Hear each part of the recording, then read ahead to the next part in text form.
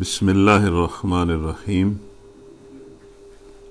السلام علیکم ورحمۃ اللہ وبرکاتہ۔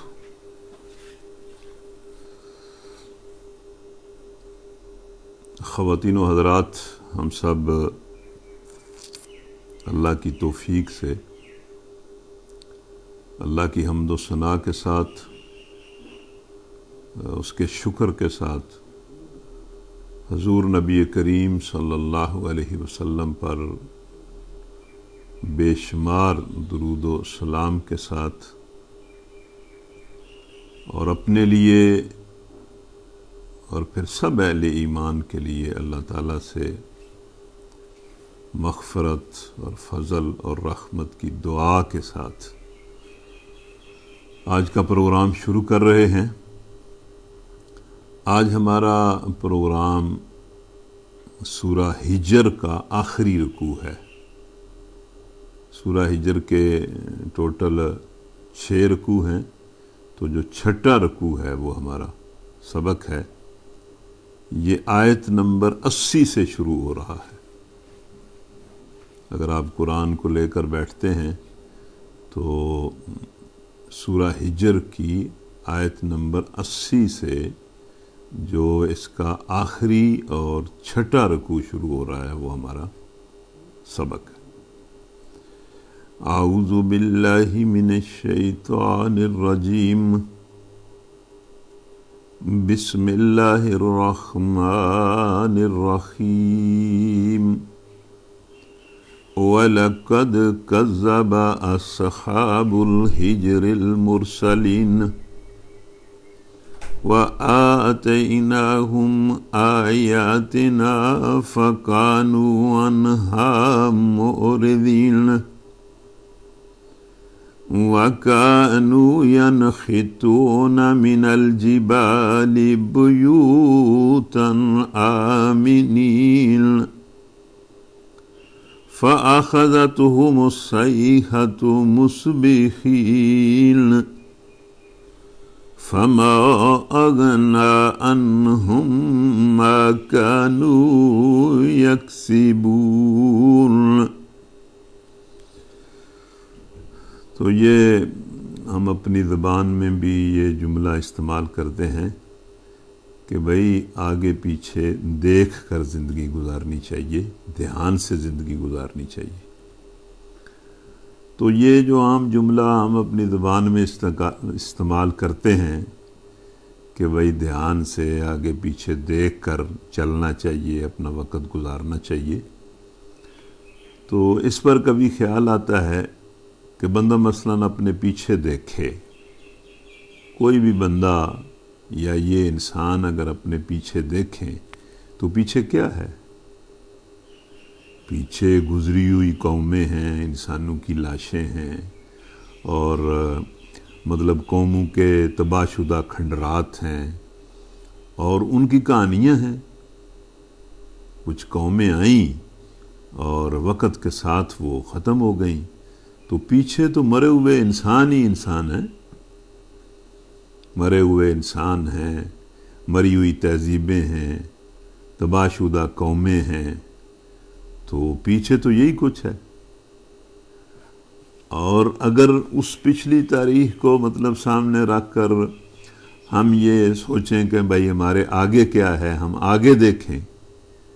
تو آگے ہمارے جو ہے پھر یہی بات بنتی ہے کہ خود ہماری لاشیں ہیں اور خود ہماری تباہی ہے۔ آگے پیچھے تو یہی ہے۔ جو میں بات کر رہا ہوں، اگر آپ اسے سن رہے ہیں اور سمجھ رہے ہیں تو دیکھیں ہمارے پیچھے کیا ہے، ایک نظر دوڑائیں، اور پھر یہ بھی دیکھ لیں کہ ہمارے آگے کیا ہے۔ تو آگے پیچھے تو انسان کی تباہی ہے۔ یہ جو وقت ہے جو انسانوں کے پاس ہوتا ہے، جس کو مطلب ہر انسان کا یا موجودہ دور کا حال کا زمانہ کہا جا سکتا ہے، تو یہ جو تھوڑا سا وقت ہوتا ہے ایک انسان کے پاس یا کسی قوم کے پاس، یہ اس کے امتحان کا وقت ہوتا ہے، پھر اس نے ختم ہو جانا ہوتا ہے۔ تو اس لیے اللہ تبارک و تعالیٰ قرآن مجید میں پچھلی قوموں کا بڑا ذکر کرتا ہے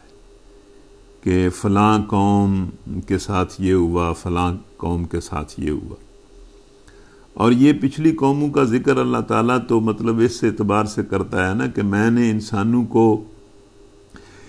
خود ان کی حقیقت سمجھانے کے لیے اور بتانے کے لیے، دنیا کی حقیقت بتانے کے لیے، ان کی زندگی کا مقصد انہیں سمجھانے کے لیے انبیاء بھیجے، اور انبیاء نے ان قوموں کو اللہ کی طرف سے سمجھایا کہ بھئی اللہ کی بندگی کرو اور ہماری اطاعت کرو، ہم اللہ کے مطلب سند یافتہ، اس کی طرف سے سند یافتہ اس کے رسول ہیں، ہم پر وحی نازل ہوتی ہے۔ اس کے ساتھ انہوں نے بڑے دلائل بھی قوموں کو دیے، معجزے بھی دکھائے۔ خود ان کا اپنا کردار، میں بار بار یہ بات کرتا ہوں کہ نبی کا اپنا کردار اور اپنی زندگی خود ایک بہت بڑی دلیل ہوتی ہے۔ اس کی طرف سے علم وحی جو نازل ہوتا ہے وہ بہت بڑی دلیل ہوتی ہے۔ تو پچھلی قوموں کا ذکر اس طرح اللہ بڑا کرتا ہے کہ ہم نے قوموں کی طرف رسول بھیجے تو انہوں نے ان کے ساتھ یہ کیا، اور پھر ہم نے ان کے ساتھ یہ کیا۔ تو بہرحال یہ باتیں صرف کرنے کے لیے نہیں ہوتی، سمجھنے کے لیے ہوتی ہیں۔ ہمارے پاس بھی آپ جو لوگ سن رہے ہیں یا خود میں جو بات کر رہا ہوں، ہمارے پاس بھی سمجھنے کے لیے اور فیصلہ کرنے کے لیے اور اس فیصلے کے مطابق اللہ کا بندہ بن کے رہنے کے لیے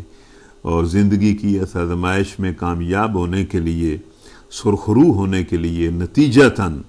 اللہ کی طرف سے ناراضگی اور اس کے عذاب سے بچنے کے لیے دنیا میں بھی اور آخرت میں بھی، تو ہمارے پاس تو یہ تھوڑا سا زندگی کا وقت ہے۔ ہم نے اگر اس کو ضائع کر دیا، برباد کر دیا، اسی دنیا کے اندر الجھ کر رہ گئے اور کوئی اپنے لیے توشہ اکٹھا نہ کیا، تو پھر ہمارے لیے بھی خسارہ ہی خسارہ ہے۔ اللہ تعالیٰ اس خسارے سے ہمیں بچائے۔ تو یہ جو آیتیں میں نے پڑھی ہیں جہاں سے آج کا سبق شروع کیا ہے، اس میں بھی پچھلی ایک قوم کا ذکر اللہ کرتا ہے اور کہتا ہے کہ یقیناً ہجر والوں نے رسولوں کی تکذیب کی۔ مطلب مرسلین کا لفظ ہے، حالانکہ ان کی طرف ایک رسول بھیجا گیا، لیکن رسولوں کی تکذیب کا مطلب یہاں یہ ہے کہ ایک رسول کی جو تکذیب ہے وہ سارے رسولوں کی تکذیب ہے۔ تو ان کی قوم کی طرف سے، ان کی قوم کی طرف جو اللہ تعالیٰ نے اپنا رسول بھیجا، حضرت صالح علیہ السلام کو بھیجا، تو ان کو انہوں نے جھٹلا دیا، تو گویا سارے رسولوں کو جھٹلا دیا۔ اس لیے یہ جو فلسفہ ہے نا کہ بھائی محمد صلی اللہ علیہ وسلم پر جو ایمان نہیں رکھتے وہ بھی مطلب اپنے عمل کی وجہ سے وہ ان کو اللہ تعالیٰ دیکھے گا، نہیں، جو بندہ ایک رسول کا انکار کرتا ہے وہ گویا سارے رسولوں کا انکار کرتا ہے۔ تو یہاں اللہ تعالیٰ پچھلی ایک قوم سمود کا ذکر کر رہا ہے، اور اس کا نام مطلب قوم سمود لینے کی بجائے اللہ تعالیٰ نے اس کو یہاں کہا ہے کہ ہجر والوں نے بھی رسولوں کو جھٹلایا، حالانکہ ہم نے انہیں اپنی نشانیاں دیں۔ مطلب ظاہر ہے نبی آتا ہے، پیغمبر آتا ہے، اللہ کی طرف سے رسول آتے ہیں، تو ان کے پاس تو بالکل ان کی بات کو سمجھنے کے لیے بڑی نشانیاں ہوتی ہیں، لیکن ظاہر ہے اللہ تعالیٰ کی طرف سے انسان آزمائش میں ہے، اور انسان جو ہے اس آزمائش میں ناکام ہوتا ہے، اس کے اپنے نفس جو برائی اللہ تعالیٰ نے آزمائش کے لیے ڈالی ہے اس کی وجہ سے بھی ناکام ہوتا ہے۔ پھر قومیں جو ہیں انہوں نے مختلف قسم کی عصبیتیں اختیار کر لی ہوتی ہیں، اس کی وجہ سے وہ ناکام ہوتے ہیں۔ پھر یہ جو دنیا کی چمک دھمک ہے اس وجہ سے بھی لوگ ناکام ہوتے ہیں۔ نشانیاں تو رسول دکھاتے ہیں، تو یہاں بھی اللہ فرما رہا ہے کہ ہم نے انہیں اپنی نشانیاں دیں۔ تو دیکھیں ہمارے پاس بھی بڑی نشانیاں ہیں، ہمارا اپنا وجود نشانی ہے، یہ پوری کائنات نشانی ہے، اللہ کا قرآن نشانی ہے، اللہ کے آخری رسول محمد صلی اللہ علیہ وسلم نشانی ہے، ان کی زندگی ایک زندہ کتاب کے طور پر ہمارے سامنے موجود ہے، محفوظ ہے۔ تو یہ ساری نشانیاں جو ہیں آج کا انسان اگر ان پر غور نہیں کرے گا اور نہیں مانے گا تو یہ زیادتی کرے گا۔ تو اہل سمود جو ہیں، سمود کی جو قوم تھی، ہجر والے جو تھے، ان کے بارے میں بھی اللہ فرما رہا ہے کہ ہم نے انہیں بڑی نشانیاں دیں، وَآتَيْنَاهُمْ آيَاتِنَا فَكَانُوا عَنْهَا مُعْرِضِينَ، لیکن انہوں نے کسی نشانی کی کوئی پرواہ نہ کی، اللہ سے اعراض برتا، کمزوری دکھائی، ہٹ درمی دکھائی، ضد دکھائی، اس سے اعراض برتا۔ اور پھر عام طور پر یہ دنیا کی زندگی جو ہے، یہ دنیا کی جو دلچسپیاں اللہ تعالیٰ نے بنائی ہوئی ہیں، انہی کی وجہ سے انسان ناکام ہوتا ہے۔ تو یہاں بھی ان کی ایک دلچسپی جو دنیا کے ساتھ تھی، یہ ویسے ان کی دلچسپی نہیں ہے، یہ بالعموم انسان جو ہے وہ اس طرح کی دلچسپیوں میں مگن ہو جاتا ہے اور اللہ سے اعراض برتتا ہے، اللہ کی طرف رجوع نہیں کرتا، سوچتا نہیں ہے اور اللہ کے سامنے جھکتا نہیں ہے، بس اپنا اس دنیا کا جو شغل ہے اس میں وہ لگ جاتا ہے۔ تو اب ان کا شغل اللہ تعالیٰ بیان کرتا ہے اس قوم کا، اور فرماتا ہے آپ جب ان کے شغل کو سنیں گے تو آپ کو محسوس ہوگا کہ ہمارا بھی یہی شغل، آج کے لوگوں کا بھی یہی شغل۔ ان کا شغل یہ تھا، وَكَانُوا يَنْحِتُونَ مِنَ الْجِبَالِ بُيُوتًا آمِنِينَ، وہ لوگ پہاڑوں کو کھود کھود کر پہاڑوں کے اندر گھر بناتے تھے اور ان پر فخر کرتے تھے۔ یہ گھر بنانا، اونچے لمبے چوڑے، یہ انسان کا ایک مطلب شغل ہے، بڑی بڑی بلڈنگیں بنانا، بڑے بڑے ٹاور بنانا اور ان پر فخر کرنا، انفرادی طور پر بھی اجتماعی طور پر بھی۔ تو اس قوم کا بھی یہ شغل تھا کہ وہ پہاڑوں کو تراش تراش کر اور کھود کھود کر، آپ دیکھیں پہاڑوں کے اندر وہ گھر بناتے تھے اور ان گھروں پر فخر کرتے تھے۔ یہ جو علاقہ ہے، یہ مدینہ سے تبوک جاتے ہوئے راستے میں یہ علاقہ آتا ہے جہاں یہ قوم تباہ ہوئی تھی، ہجر والے۔ تو مطلب اب بھی جو لوگ سیاحت کے لیے وہاں جاتے ہیں اور دیکھتے ہیں تو وہ کہتے ہیں کہ اب بھی ان کے وہ جو گھر انہوں نے مطلب بنائے تھے پہاڑوں کو تراش تراش کر، اس کے ان گھروں کے نشانات اب بھی موجود ہیں،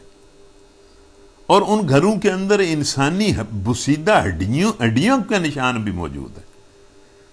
تو وہ بالکل اللہ تعالیٰ سے بے خوف ہو کر اور یہ سمجھ کر کہ ہم تو بالکل مطمئن ہیں، ہمیں کوئی مطلب امن میں ہے، تو وہ یہ گھر بناتے تھے۔ لیکن اللہ کے رسول کی بات نہیں مانی، حضرت صالح علیہ السلام کی بات نہیں مانی۔ حالانکہ اس قوم کو تو اللہ تعالیٰ نے ایک بہت بڑی نشانی ان کے مطالبے پر انہیں دکھائی تھی۔ صالح علیہ السلام کو کہتے تھے کہ کوئی نشانی دکھاؤ، نشانی دکھاؤ، تو اس وقت کے کلچر اور ماحول کے مطابق اللہ تعالیٰ نے نشانی دکھائی کہ ایک پہاڑ کے دامن میں سے، یعنی پتھروں میں سے اللہ تعالیٰ نے ان کی نظروں کے سامنے ایک اونٹنی پیدا کر دی، پتھروں سے ایک اونٹنی نکل آئی، اور ان کا جو زراعت کا آب پاشی کا نظام تھا، وہ اس اونٹنی نے مطلب اللہ کے اذن سے، صالح علیہ السلام نے کہا کہ یہ دیکھا تم نے، یہ اللہ کی طرف سے ایک نشانی ہے، تم نشانی مانگتے تھے، معجزہ مانگتے تھے، تو اب یہ جو پانی ہے ایک دن یہ پیے گی اور ایک دن پانی تم استعمال کرو گے۔ تو وہ کچھ دیر تو اس معجزے سے متاثر ہوئے اور کچھ دیر انہوں نے اس کی پابندی کی، اور صالح علیہ السلام نے صاف انہیں کہا کہ بھئی اس اونٹنی کو اگر تم نے نقصان پہنچایا تو تم پر اللہ کا عذاب آ جائے گا۔ لیکن ان کے ایک بندے نے وہ اٹھا اور اس نے اس اونٹنی کو قتل کر دیا۔ مطلب ان کے سامنے تو یہ نشانی بھی بڑے عجیب انداز سے اللہ تعالیٰ نے ان کو دکھائی۔ اور جب انہوں نے مطلب صالح علیہ السلام کی بات کو بھی نہیں مانا، اللہ کی طرف وہ مطلب انہوں نے توبہ نہیں کی، اپنے وہ جس شغل میں وہ لگے ہوئے تھے اسی میں لگے رہے، شغل میں اور گناہوں میں۔ جب بندہ اس دنیا کے شغل میں لگتا ہے، اللہ سے اعراض برتتا ہے، تو یا وہ دنیا کی زینتیں اکٹھی کرتا ہے اور یا وہ اللہ کی نافرمانیاں کرتا ہے۔ جس طرح آج ہو رہا ہے کہ انسان بحیثیت مجموعی اس دنیا کے پیچھے لگا ہوا ہے، اس کو بڑی اہمیت دیتا ہے ہر لحاظ سے، ہر طرح سے، اور اس کا نتیجہ یہ ہے کہ اللہ تعالیٰ کی، اللہ کے حکم کی اسے کوئی پرواہ ہی نہیں ہے، اللہ کی حدود کو وہ پہچانتا ہی نہیں۔ تو اس کا نتیجہ یہ نکلا کہ فَآخَذَتْهُمُ الصَّيْحَةُ مُصْبِحِينَ، صبح ہی صبح ایک زبردست چیخ اور چنگاڑ آئی اور وہ ساری کی ساری قوم بجھ کے رہ گئی۔ ان کی وہ ٹیکنالوجی، ان کے وہ مکان وہیں کے وہیں رہ گئے۔ ایک آواز آئی اور اس آواز نے وہ ساری بستی اور ساری قوم کو بالکل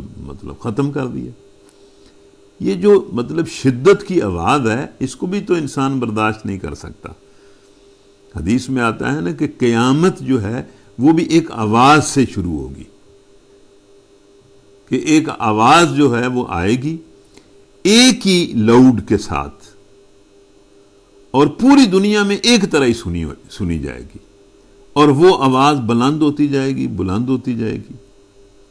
وہی آواز جو ہے وہ پہاڑوں کو توڑ دے گی، وہی آواز زمین کے اندر زلزلہ برپا کر دے گی، وہی آواز اتنی شدید ہوگی کہ انسان جو ہے وہ گرنا اور مرنا شروع ہو جائیں گے۔ تو اس قوم کو ایک چنگاڑ نے سیخا، ایک شدید آواز نے پکڑ لیا۔ اور ظاہر ہے جب اللہ تعالیٰ فیصلہ کرتا ہے وہ مختلف انداز سے فیصلہ کر سکتا ہے، جو بھی وہ فیصلہ کرے۔ جب وہ کسی قوم کو پکڑتا ہے تو جس طرح بھی وہ پکڑنا چاہے، فَمَا أَغْنَا عَنْهُمْ مَا كَانُوا يَكْسِبُونَ، تو پھر اللہ فرماتا ہے کہ ہم سے بے نیاز ہو کر جو انہوں نے کمائی کی تھی، جو انہوں نے دنیا بنائی تھی، جو دنیا انہوں نے سجائی ہوئی تھی، جو طاقتیں انہوں نے حاصل کی ہوئی تھیں، ان کے کسی کام نہیں۔ تو ظاہر ہے اللہ کے مقابلے میں کسی چیز نے کیا کام آنا ہوتا ہے، تو ان کے کسی کام نہیں۔ تو اس طرح اللہ تعالیٰ جو ہے وہ ہجر والوں کی، قوم سمود کی بات کرتا ہے۔ اب یہ تھوڑے سے 2-4 جملوں کے اندر ایک بات سمجھا کر پھر اللہ تعالیٰ نے انسانوں کو جو اس قرآن کے مخاطب تھے اور اب ہیں، اور اب اس وقت میں اور آپ ہیں، اللہ کرے ہمارے ذریعے ہم بہت سارے اور لوگوں تک بھی یہ بات پہنچائیں۔ اس قوم کی مختصر الفاظ میں کہانی بیان کر کے، تباہی کا ذکر کر کے، تو اللہ تعالیٰ نے ہماری طرف رخ کیا اور ہمیں ایک اصولی بات سمجھائی۔ میرا خیال ہے اگر آپ سن رہے ہیں تو آپ اس بات کو سمجھیں، ہم اپنے آپ پر رحم کھائیں، ترس کھائیں، اور بات کو سمجھ لیں اور قبول کر لیں، اور ہمت کریں، مال سننے سنانے کی بجائے ہمت کریں، آگے بڑھیں، توبہ کریں، اور جس طرح محمد صلی اللہ علیہ وسلم فرماتے ہیں اور جس طرح قرآن فرماتا ہے اس کو قبول کر لیں اور اس کے سامنے سر تسلیم خم کر دیں۔ تو سنیں اللہ تعالیٰ نے ہماری طرف اپنے خطاب کا، اپنی بات کا رخ ہماری طرف کیا اور فرمایا وَمَا خَلَقْنَا السَّمَاوَاتِ وَالْأَرْضَ وَمَا بَيْنَهُمَا إِلَّا بِالْحَقِّ وَإِنَّ السَّاعَةَ لَآتِيَةٌ فَاصْفَحِ الصَّفْحَ الْجَمِيلَ إِنَّ رَبَّكَ هُوَ الْخَلَّاقُ الْعَلِيمُ۔ دیکھو لوگو، سنو لوگو، سمجھو لوگو کہ ہم نے آسمانوں اور زمین کو اور جو کچھ ان کے درمیان ہے ایک مقصد کے ساتھ اس کی تخلیق کی ہے۔ اس کا ایک مقصد ہے، اور مقصد یہ ہے کہ تم آزمائش میں ڈالے گئے ہو، ہماری بندگی کرو، ہماری طرف سے بغاوت کے اختیار کے باوجود ہماری بندگی کرو۔ تم ہمارے نائب ہو، تم اللہ کے نائب بنائے گئے ہو، اور جو کچھ تمہیں اختیارات دیے گئے ہیں وہ اس لیے دیے گئے ہیں کہ اس کے وفادار نائب کی حیثیت سے اپنے اختیارات کو اس کی رضا اور اس کے حکم کو قائم کرنے کے لیے استعمال کرو. ہم نے ہم بھی انبیاء کے ذریعے اور کتابوں کے ذریعے بار بار تمہیں سمجھاتے ہیں کہ اس حق کے ساتھ، اس مقصد کے ساتھ ہم نے آسمانوں اور زمین کو اور جو کچھ ان کے درمیان ہے ہم نے پیدا کیا ہے. اب یہ دیکھیں، یہ مختلف انداز سے یہ آیت آتی ہے. مطلب قرآن مجید میں یہ آیت مختلف انداز میں آئی ہے. الذی خلق الموت والحیات لیبلوکم ایکم احسن عملا، کہ اللہ تعالیٰ نے موت اور زندگی کو پیدا کیا ہے صرف یہ دیکھنے کے لیے کہ کون ہمارے حکم کے مطابق نیک عمل کرتا ہے. اسی بات کو میں مطلب تقریباً کئی درسوں میں یہ بات کہتا ہوں کہ حقیقتاً اس دنیا کا اور اس زندگی کا وجود تو مادی ہے، لیکن اس کا مقصد اخلاقی ہے. مقصد مادی نہیں ہے. اس مادی جسم کو لے کر اور ان مادی وسائل کو لے کر جو ہم زندگی گزار رہے ہیں، اس زندگی میں ہم نے اللہ کے دیے ہوئے ضابطے کے مطابق، جو ایک سراسر اخلاقی ضابطہ ہے، اس کے مطابق ہم نے زندگی گزارنی ہے تو کامیاب ہونا ہے. وہ مطلب یہ جو انسان کا اخلاقی وجود ہے، اسی کی تکمیل کے لیے اللہ تعالیٰ جو ہے وہ وحی کا علم نازل کرتا ہے اور انبیاء کو بھیجتا ہے. اور اس کی ساری انفرادی اور اجتماعی زندگی کی راستی کے لیے، اس کی رہنمائی کے لیے اللہ تعالیٰ نے انبیاء کے ذریعے اخلاقی تعلیمات ہی بھیجی ہے. انفرادی اخلاقیات ہیں اور اجتماعی اخلاقیات ہیں. تو ہم نے اس کو حق کے ساتھ مطلب اس نظام کو پیدا کیا ہے. اب دیکھیں یہ جو آیت ہے، اس کو آپ دیکھیں یہ کس طرح کی آیت ہے کہ لِيَجْزِيَ الَّذِينَ أَسَاءُوا بِمَا عَمِلُوا وَيَجْزِيَ الَّذِينَ أَحْسَنُوا بِالْحُسْنَى، کہ ہم نے یہ سارا نظام اس لیے پیدا کیا ہے کہ جن لوگوں نے اپنی زندگی میں برے کام کیے، جس کا شعور انسان کے اندر ہے، برے کام کیے، انہیں ان کے اعمال کا برا بدلہ ہم دیں گے، اور جنہوں نے نیک اعمال کیے ان کا بدلہ ہم اچھا دیں گے. اسی طرح ایک اور آیت ہے،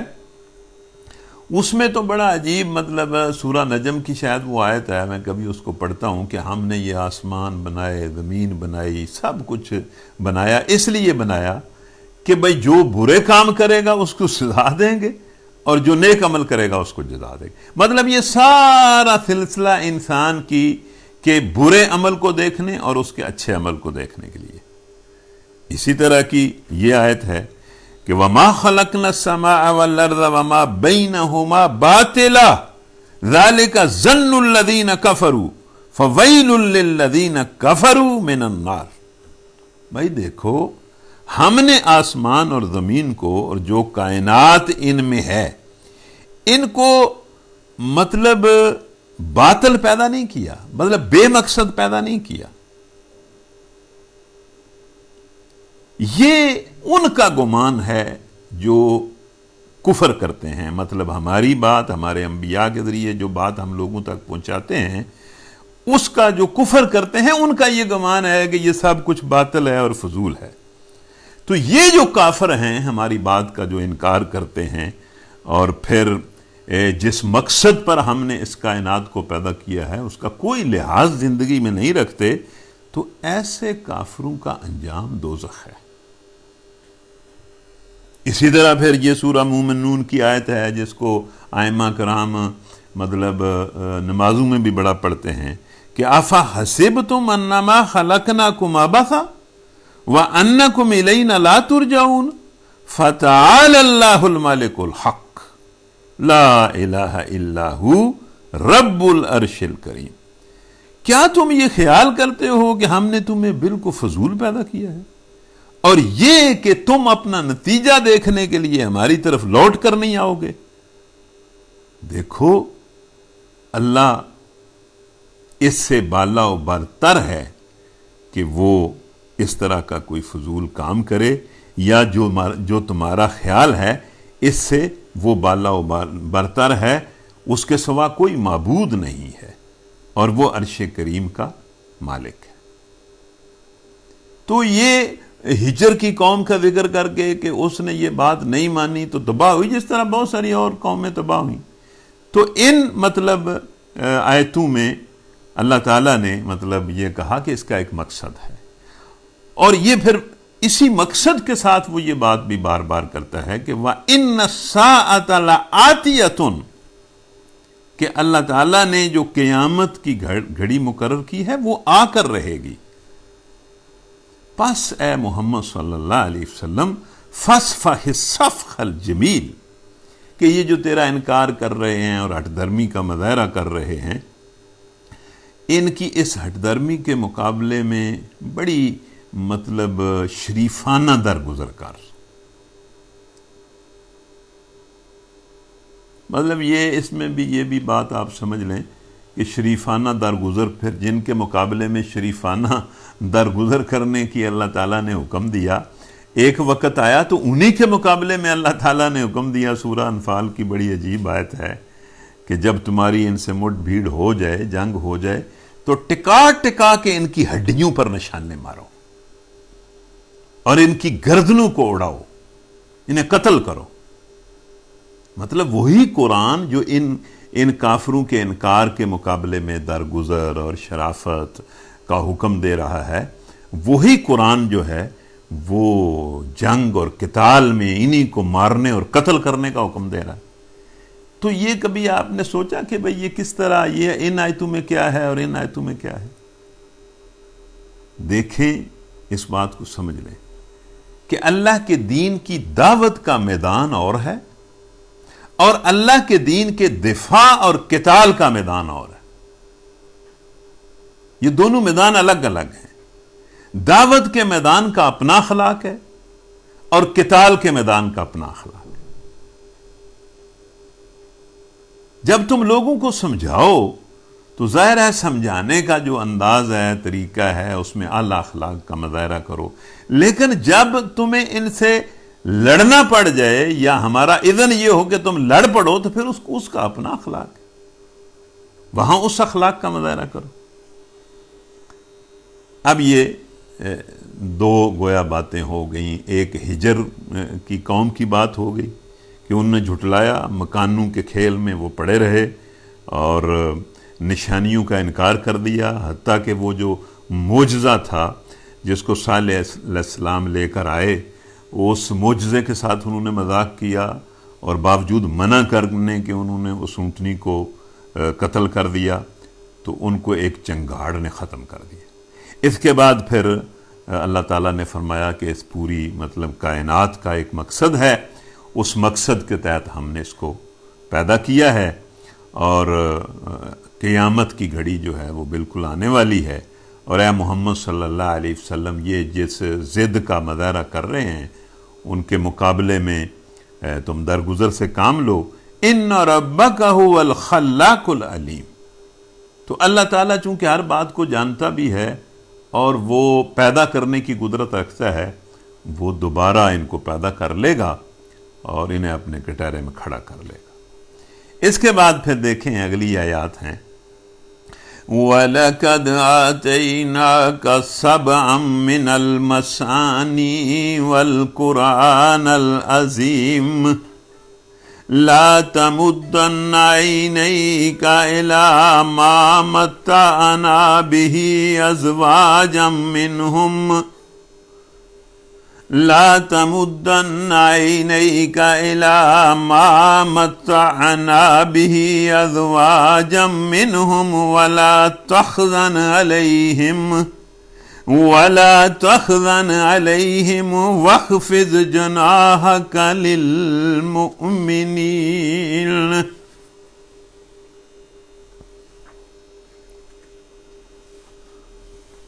بے شک ہم نے اب یہ ایک بات ہے، اس کو بھی آپ سمجھیں، نبی صلی اللہ علیہ وسلم سے خطاب کر کے اللہ تعالیٰ ارشاد فرما رہا ہے کہ بے شک ہم نے آپ کو بار بار دہرائی جانے والی 7 آیات اور قرآن عظیم دیا ہے۔ یہ نبی صلی اللہ علیہ وسلم سے اللہ خطاب کر رہا ہے۔ اب اس سے تقریباً مطلب ہے کہ زیادہ رائے جو مفسرین کی ہے وہ یہ ہے کہ یہاں اللہ تعالیٰ نے نبی صلی اللہ علیہ وسلم سے فرمایا کہ ہم نے تمہیں 7 دہرائی جانے والی آیتیں دی ہیں اور یہی قرآن عظیم ہے۔ قرآن سارا ہی عظیم ہے اور غیر معمولی عظیم ہے، اور قرآن کی عظمت کا اندازہ تو ہم نہیں کر سکتے کہ کیا ہے۔ میں تو کبھی کبھی یہ مثال دیتا ہوں کہ یہ زمین اور آسمان اور زمین کی تہوں میں اور آسمان کی بلندیوں میں جتنے خزانے ہیں، جو کچھ اللہ تعالیٰ نے مطلب بلندیوں میں خزانے بنائے ہیں اور زمین میں خزانے بنائے ہیں اور زمین کے پیٹ میں خزانے بنائے ہیں، اس زمین کو اور آسمانوں کو اور ان سارے خزانوں کو اگر جمع کیا جائے اور ترازو کے ایک پلڑے کی طرف رکھ دیا جائے اور میرے بھائیوں اور بہنوں دوسرے پلڑے میں، ترازو کے دوسرے پلڑے میں یہ قرآن رکھ دیا جائے تو قرآن کا پلڑا جھک جائے گا۔ قرآن بڑی عظیم چیز ہے۔ قرآن ہی اس کائنات کی اور اس زندگی کی روح ہے۔ جس طرح مطلب روح کو جسم کے اندر حیثیت حاصل ہوتی ہے، اسی طرح قرآن کو ہے۔ جب قرآن انسانوں میں سے نکل جاتا ہے تو گویا ان میں سے روح نکل جاتی ہے، کچھ بھی بات۔ تو یہاں اللہ نے فرمایا کہ اے محمد صلی اللہ علیہ وسلم، ہم نے تمہیں یہ جو 7 دہرائی جانے والی آیتیں دی ہیں، جو مفسرین کا خیال ہے کہ اس سے مراد سورہ فاتحہ ہے، یہ جو ہم نے تمہیں سورہ فاتحہ دی ہے اور یہی قرآن عظیم ہے، یہ تم بھی اندازہ نہیں کر سکتے اور یہ لوگ بھی اندازہ نہیں کر سکتے کہ صرف یہ 7 آیات کے اندر کیا ہے۔ اس لیے قرآن کے ہوتے ہوئے، مطلب جو ہم نے قرآن تمہیں عطا کیا ہے اور یہ سورہ فاتحہ عطا کی ہے، اس کے ہوتے ہوئے ان کے پاس یہ جو انکار کرنے والے ہیں، ان کے پاس یہ جو دنیا کا مال و اسباب ہے، دولت ہے اور یہ اولادیں ہیں اور باغات ہیں اور یہ بڑے بڑے مطلب سارے سلسلے ہیں،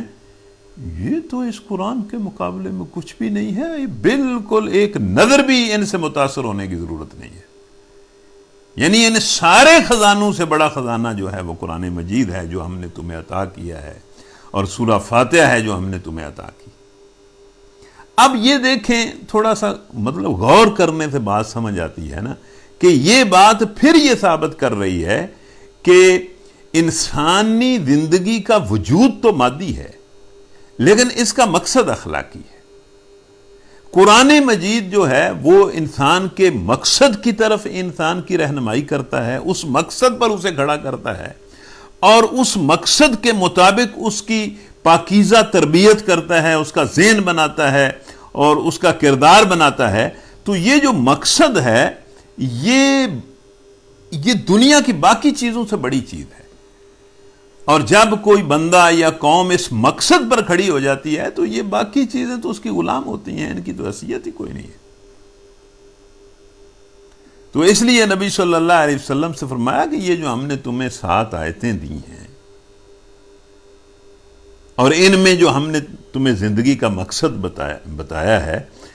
اس مقصد کو سمجھ جانا، اس کو اختیار کر لینا،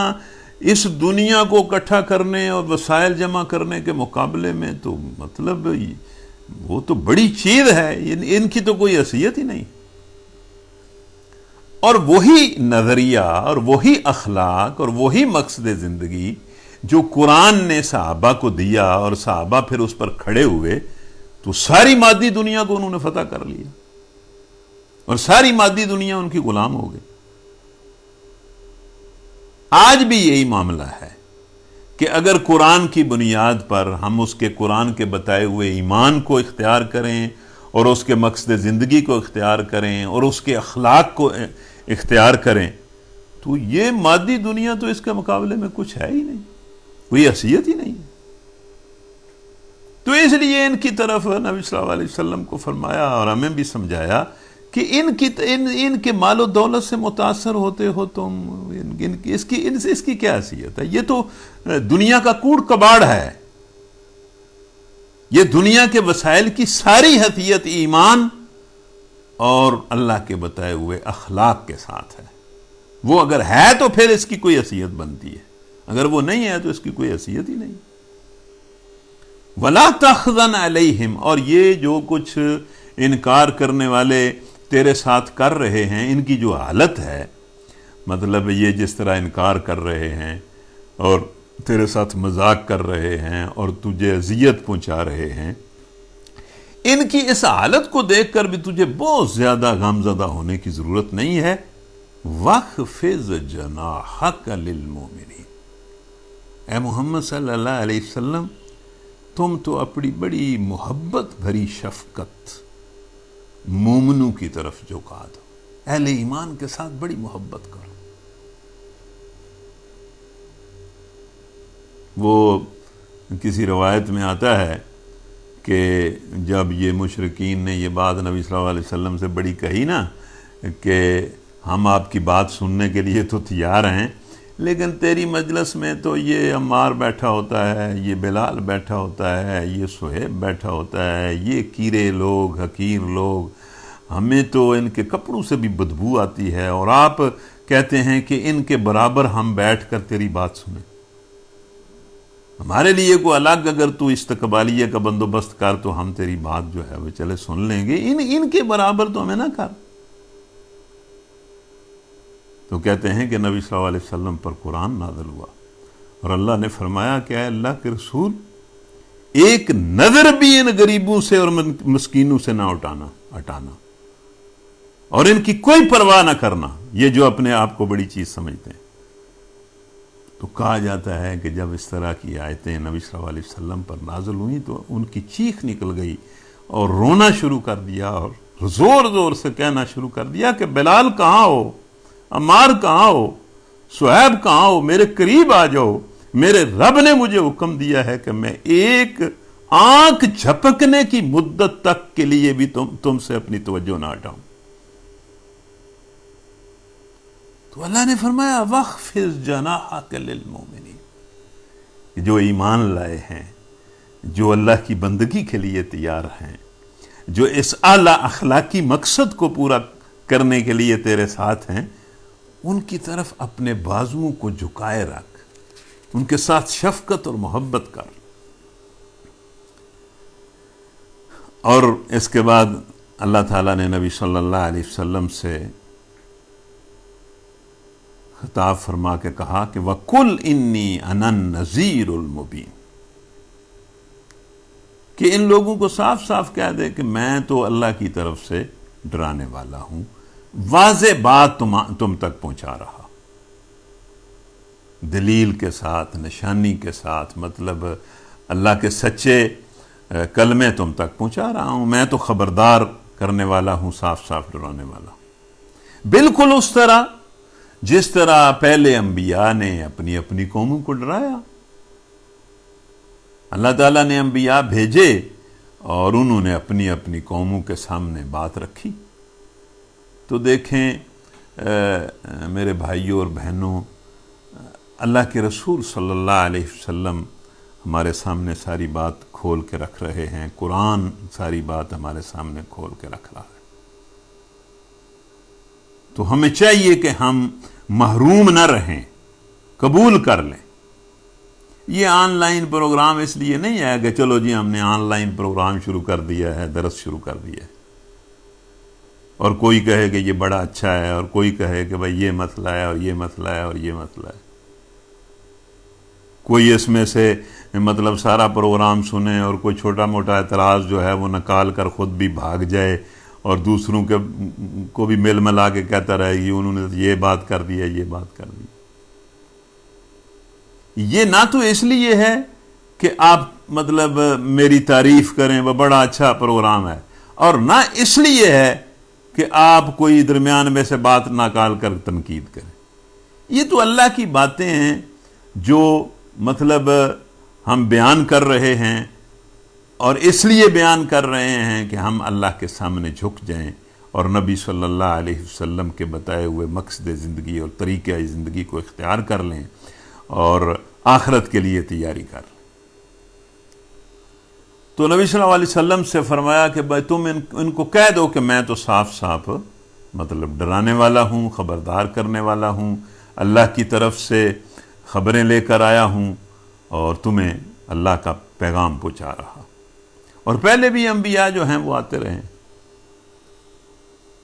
اور پہلوں کا ذکر اگلے الفاظ میں اس طرح کیا، کما انزلنا علی المقتسمین، کما انزلنا علی المقتسمین الذین جعلوا القرآن عزیزین۔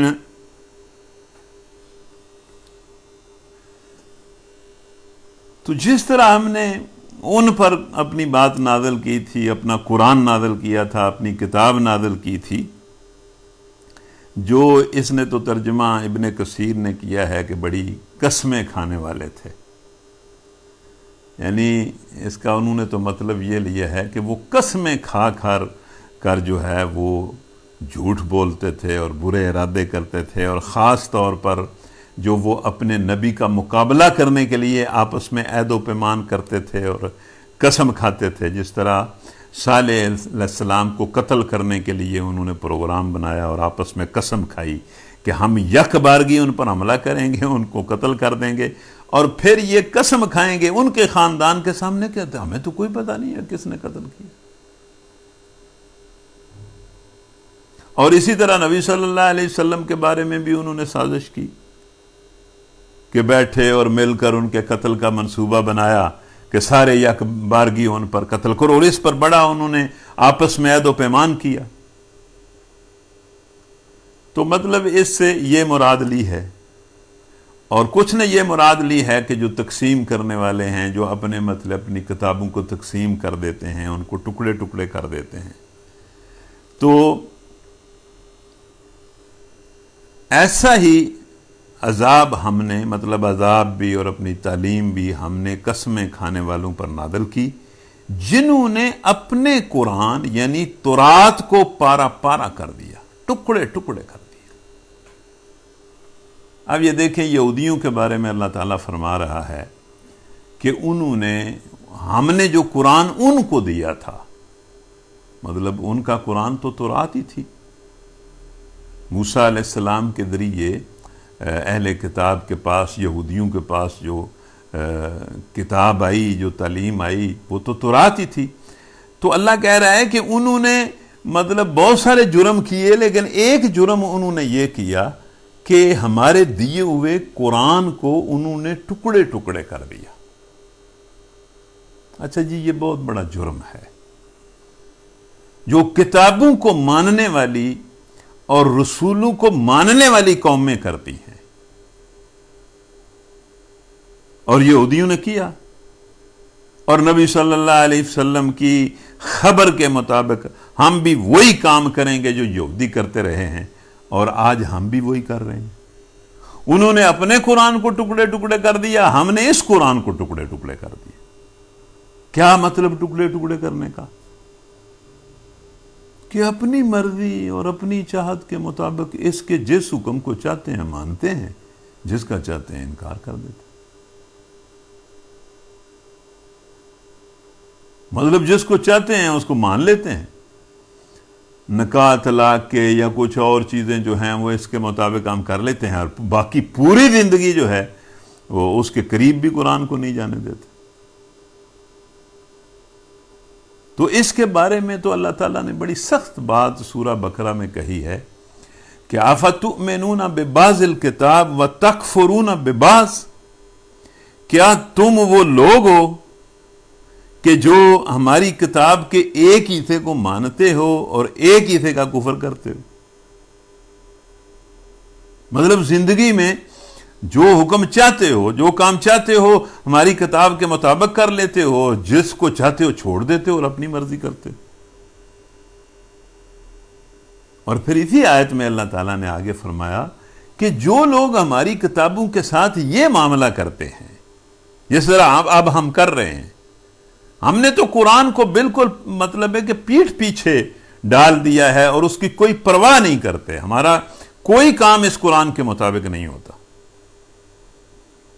ویسے ہم اس کو چومتے ہیں، سروں پر بھی اٹھاتے ہیں،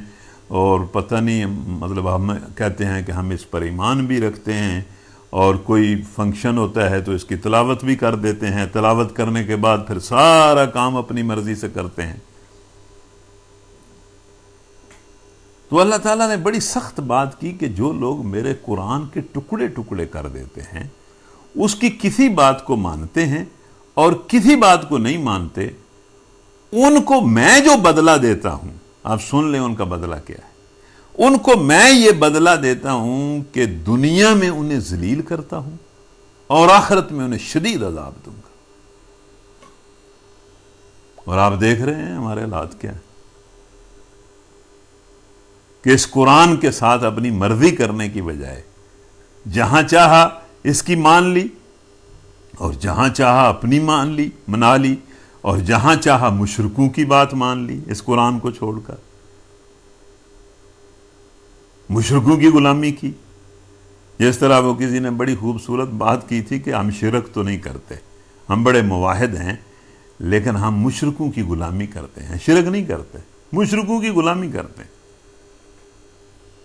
تو یہ قرآن کو ٹکڑے ٹکڑے پہلے لوگوں نے بھی کیا اور ہم نے ان پر عذاب نازل کیا۔ فَوَرَبِّكَ لَنَسْأَلَنَّهُمْ أَجْمَعِينَ عَمَّا كَانُوا يَعْمَلُونَ۔ ان الفاظ سے خود اندازہ ہوتا ہے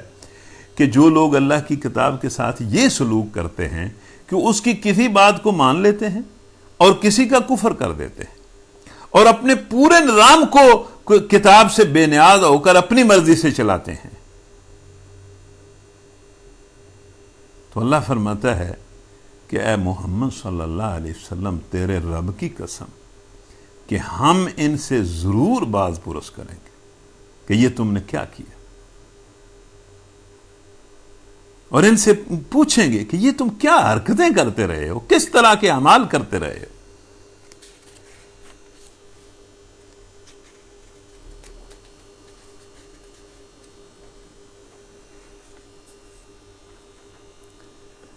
اس کے بعد پھر نبی صلی اللہ علیہ وسلم کو اور ان کے ذریعے ہم کو، تو اب یہ رمضان آ رہا ہے، اس حکم کو سنیں جو اللہ تعالیٰ نے اپنے پیارے نبی کو دیا اور ان کے واسطے سے ہمیں بھی دیا، اور آئیں مل کر وہ کریں جس کا حکم اللہ ہمیں دے رہا ہے۔ کیا اللہ نے حکم دیا؟ فَاصْدَعْ بِمَا تُؤْمَرُ وَأَعْرِضْ عَنِ الْمُشْرِكِينَ إِنَّا كَفَيْنَاكَ الْمُسْتَهْزِئِينَ الَّذِينَ يَجْعَلُونَ مَعَ اللَّهِ إِلَٰهًا آخَرَ فَسَوْفَ يَعْلَمُونَ۔ اے محمد صلی اللہ علیہ وسلم، ہانک کے پکارے وہ پیغام جس کا ہم تمہیں حکم دے رہے ہیں، وہ ہانک کے پکارے کھول کر ان کو سنا دو۔ کہا جاتا ہے کہ اس آیت کے نازل ہونے سے پہلے نبی صلی اللہ علیہ وسلم اور صحابہ جو ہے وہ چھپ چھپ کے مطلب دعوت دیتے تھے، لوگوں کو اللہ کا پیغام سمجھاتے تھے، لیکن جب یہ آیت نازل ہوئی تو علانیہ نبی صلی اللہ علیہ وسلم نے لوگوں کو مجموع میں علانیہ لوگوں کو اللہ کی طرف بلانا شروع کر دیا۔ تو اللہ نے فرمایا کہ علانیہ جو ہے وہ لوگوں کو ہمارا پیغام دو۔ تو یہ ایک موقع ہے، ہم یہ درس کر رہے ہیں، آپ ضرور، میں آپ کو بڑے اصرار کے ساتھ کہتا ہوں کہ آپ باقاعدہ خود سوچ کر، یا آپ میں سے کوئی دو چار اکٹھے ہو کر یہ سوچیں کہ ہم نے زیادہ سے زیادہ لوگوں تک اس پروگرام کے ذریعے کس طرح قرآن کی بات پہنچانی ہے۔ یہ بالکل آپ اس کو اپنا مقصد، اب یہ رمضان آ گیا، رمضان میں بالکل ہمارے پروگرام کو ہم سب مل کر اس پروگرام کو بڑا بڑھائیں، اور اس لیے یہ نہیں کہ ہمارا پروگرام بڑھ جائے گا اور زیادہ لوگوں تک چلا جائے گا، زیادہ اس کو لائک کریں گے، زیادہ اس کو نہیں، اللہ کی طرف سے یہ جو حکم ہے اس کو پورا کرنے کے لیے اور اس سے اجر پانے کے لیے اور اپنی اصلاح کرنے کے لیے اور دوسروں کی اصلاح کرنے کے لیے آپ یہ کریں۔ اللہ فرما رہا ہے کہ اے محمد صلی اللہ علیہ وسلم، اے صحابہ اور اے وہ سننے والوں اہل ایمان، آپ یہ جو قرآن ہم نے تمہیں دیا ہے اس کو کھول کر لوگوں کے سامنے بیان کرو اور مشرکوں سے مطلب مشرکوں کی کوئی پرواہ نہ کرو۔ مطلب وہ تو مشرک تھے، ہمارا معاشرہ تو ظاہر ہے مسلمان معاشرہ ہے جس طرح کا بھی ہے، لیکن جو دوسرے لوگ تمہیں یہ کہیں کہ یہ تم کیا کر رہے ہو، یا مذاق کریں یا مطلب کوئی اس کی مخالفت کریں، تو ان کی کوئی پرواہ نہ کرو۔ بلا شبہ انا کفیناک المستہزئین، اے محمد صلی اللہ علیہ وسلم جو تیرا مذاق اڑاتے ہیں نا، ہم ان سے نمٹ لیں گے، ہم ان سے خود نمٹ لیں گے۔ اچھا، یہ مذاق اللہ کو پسند نہیں ہے۔ یہ جو زبان کے تیر لوگ چلاتے ہیں نا، ان کے زخم بڑے گہرے ہوتے ہیں، اور نبی صلی اللہ علیہ وسلم کے مقابلے میں بھی بڑی سخت زبان وہ مشرکین استعمال کرتے تھے، مذاق کرتے تھے، استہزاء کرتے تھے، بڑی عجیب عجیب باتیں کرتے تھے۔ وہ ہمارے ایک دوست ہیں، وہ بس مطلب یہ جو بری زبان استعمال کرنا کسی کے سامنے، جس طرح وہ آتا ہے ویل لکل ہمزہ لمزہ، کہ منہ در منہ کسی کو مطلب تانے دینا، مطلب کسی کو اشارے کرنا، کسی کی منہ در منہ بھیستی کرنا، اس کا مذاق اڑانا، یہ اس بندے کے لیے بھی بڑا تکلیف دہ ہوتا ہے، اور اللہ کو بھی یہ مطلب بات بڑی ناپسند ہے۔ تو وہ نبی صلی اللہ علیہ وسلم کے ساتھ یہ رویہ اختیار کرتے تھے، مذاق اڑاتے تھے، تان و تشنیع سے کام لیتے تھے۔ تو اللہ فرما رہا ہے کہ تم اس ہمارے پیغام کو اعلانیہ لوگوں تک پہنچاؤ، ان مذاق کرنے والوں سے ہم خود نمٹ لیں گے۔ تو یہ اس کے بارے میں مطلب ایک حدیث آتی ہے، محمد بن اسحاق نے کہا ہے کہ یہ جو استہزاء کرنے والے لوگ تھے یہ مکہ کے 5 سردار تھے۔ ان میں سے ایک کا نام اسود بن مطلب تھا، اور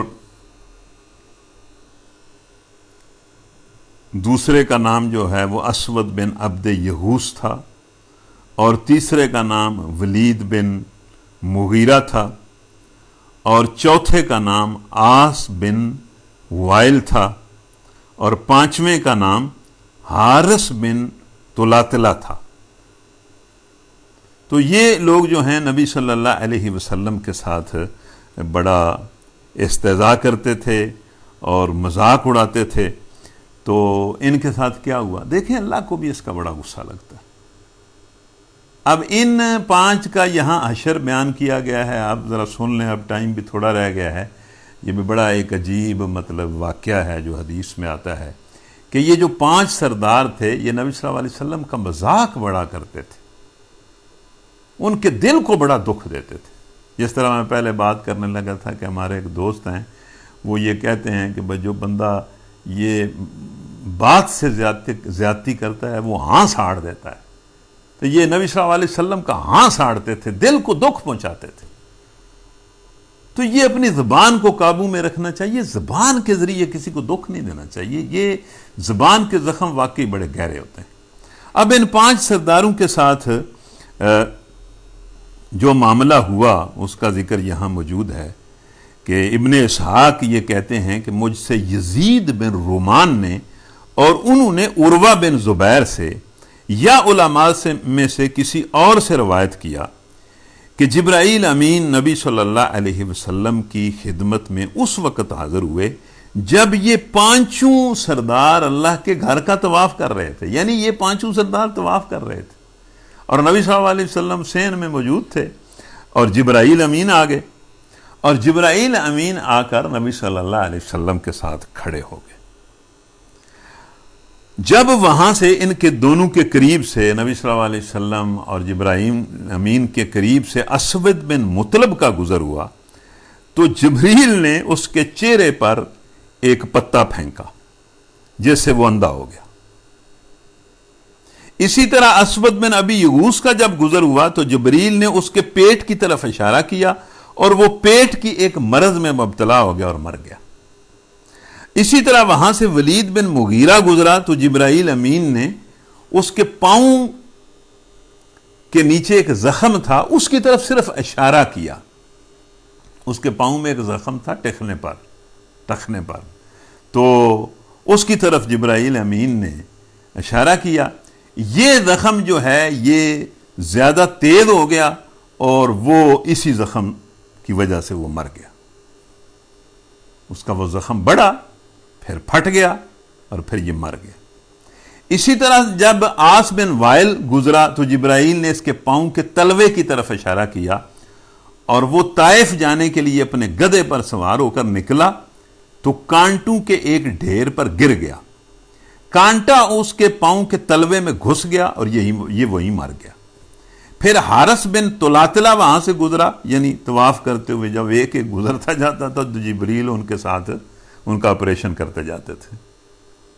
کسی کے ساتھ کچھ کرتے، وہ وہیں نہیں مرے لیکن بعد میں وہ سارے، ایک بھی مر گیا، دوسرا بھی مر گیا، تیسرا بھی مر گیا، چوتھا۔ یہ آج کل بھی یہ جو مختلف باتیں ہو رہی ہیں نا یہ کرونا وائرس کے بارے میں، تو میرا تو خیال ہے اللہ کا امر ہے اور فرشتے اپنے حساب سے کر رہے ہیں، مطلب، اور یہ باقی سائنس ٹیکنالوجی اپنی جگہ ہے لیکن یہ بھی ایک ہے۔ تو یہ حارث بن طلاتلہ وہاں سے گزرا تو جبریل نے اس کے سر کی طرف اشارہ کیا اور اس کو ایک عجیب بیماری لگی کہ وہ اپنے منہ سے اس نے پیپ اور خون تھوکنا شروع کر دیا اور اسی سے وہ مر گیا۔ تو یہ تو ان 5 سرداروں کے ساتھ ہوا۔ پھر 6 سرداروں کا ایک اور قصہ آتا ہے جو میں نے کہیں پڑھا ہے کہ نبی صلی اللہ علیہ وسلم طواف کر رہے تھے۔ اس کہانی میں تو یہ ہے نا کہ یہ لوگ طواف کر رہے تھے اور ایک گزرا اور اس کے ساتھ یہ ہوا، دوسرا گزرا اس کے ساتھ یہ ہوا۔ تو اس واقعے میں یہ ہے کہ نبی صلی اللہ علیہ وسلم طواف کر رہے تھے، وہ 6 سردار جو ہیں وہ حسین میں بیٹھے تھے۔ جب نبی صلی اللہ علیہ وسلم کو چکر لگا کر ان کے پاس سے گزرتے اور وہ بکواس کرتے اور گالیاں دیتے اور مذاق اڑاتے۔ ایک چکر لگایا انہوں نے اسی طرح کیا، دوسرا نبی صلی اللہ علیہ وسلم نے چکر لگایا، پھر انہوں نے اسی طرح کیا، گالیاں دی، مذاق اڑایا، تیسرا لگایا، چوتھا لگایا، 5واں لگایا، ہر چکر وہ اسی طرح کرتے رہے۔ جب آخری چکر نبی صلی اللہ علیہ وسلم نے لگایا تو انہوں نے وہی حرکت کی، تو اللہ کے رسول ان کے سامنے گئے اور جا کر کہا کہ میں تم سب کو ذبح کرنے کے لیے آیا، اور وہ 6 کے 6 جنگ بدر میں ذبح ہو گئے۔ تو اللہ تعالیٰ جو ہے وہ ان کے ساتھ نمٹنے کے لیے کافی ہے اور وہ اپنے حساب سے نمٹتا ہے۔ اور ان مذاق کرنے والوں کے بارے میں اللہ کہتا ہے الذین یجعلون مع اللہ الہا آخر، یہ تو اتنے ظالم لوگ ہیں کہ انہوں نے اللہ کے ساتھ کچھ اور الہ بنا رکھے ہیں۔ فسوف یعلمون، اس کا نتیجہ انہیں پتہ چل جائے گا۔ وَلَقَدْ نَعْلَمُ أَنَّكَ يَضِيقُ صَدْرُكَ بِمَا يَقُولُونَ، ہم جانتے ہیں کہ جب یہ طرح طرح کی باتیں کرتے ہیں تو ان باتوں کی اے محمد تجھے بڑی تکلیف ہوتی ہے، لیکن اس سارے ماحول کے مقابلے میں اپنے دل کو بڑا کرنے کے لیے، اپنے دل کو حوصلہ دلانے کے لیے، اپنے اندر صبر پیدا کرنے کے لیے، اپنے اندر استقامت پیدا کرنے کے لیے تم کیا کرو؟ یہ آپ سن لیں جی سارے، کہ اللہ کے دین کا جو بندہ کام کرتا ہے، اس پر عمل کرتا ہے، اس کے ابلاغ کا کام کرتا ہے، اس کی اقامت کے لیے جد و جہد کرتا ہے، اور اس میں پھر اسے مخالفین سے طرح طرح کے رویے اس کے سامنے آتے ہیں اور وہ دل برداشتہ ہوتا ہے، تو اس سارے کا علاج اللہ تعالیٰ نے یہ بتایا جو ہم کرتے نہیں ہیں۔ فَسَبِّحْ بِحَمْدِ رَبِّكَ وَكُن مِّنَ السَّاجِدِينَ وَاعْبُدْ رَبَّكَ حَتَّى يَأْتِيَكَ الْيَقِينُ، اپنے رب کی حمد کے ساتھ تسبیح کریں اور سجدے کریں اور اپنے رب کی عبادت کریں، اس کا ہر حکم مانیں یہاں تک کہ موت کا وقت آ جائے. لگے رہیں لگے رہیں لگے رہیں. تو اللہ سے دعا ہے کہ اللہ تعالی ہم سب کو ایمان کے ساتھ تقوی کی اور صبر کی اور شکر کی زندگی، اور ایمان کے ساتھ تقوی اور صبر اور شکر کی اور عافیت اور عزت کی موت نصیب کرے. وآخر دعوانا الحمد للہ رب العالمین.